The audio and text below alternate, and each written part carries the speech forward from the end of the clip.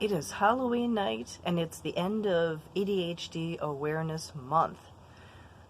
I'm Lily with the Lily Channel. I'm about to lose my voice, so I'm going to make this really brief. Lucky you, right? I've got one tip.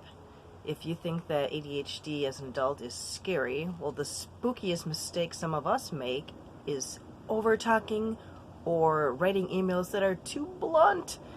So the answer is to ask questions. Yes, to ask questions, both for corporate emails. And why do I say corporate?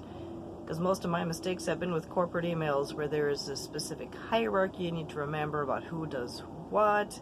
Usually if you're sending an email, it's often because you're taking care of a project. What a mess. Yeah. So the deal is, as far as asking questions, number one, with conversation. What if you are really excited about a topic and you're talking with a friend, or it doesn't matter with whom, really. Ask them questions about your topic. Don't assume that they know nothing about it. I don't know about you, but one of my pet peeves is when people go on and on about something as though I knew nothing about it. How about asking me?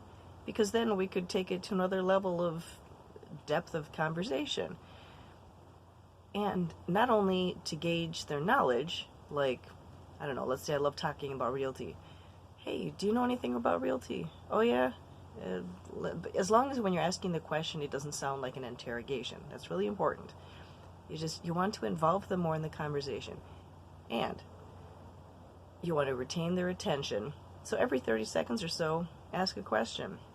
That's kind of a sales technique, I guess you could say.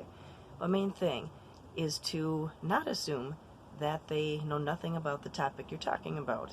All right, so ask them a couple of questions about it, and then you'll have their attention more, plus they'll feel more respected. And then also, you're asking questions for the sake of them not wandering off and wondering, oh wait, what were you talking about? Yeah. So no verbal vomiting, okay? And then the next thing, asking questions as far as in the corporate setting, asking questions in email about who is in charge of what. For example, hey Susie, do you know who's in charge of making the calendars? Because let's say you're writing an email about a calendar and the picture looks weird. Well, I just want to make a complaint about this, the calendar picture. The picture looks really strange. What if the person was the photographer?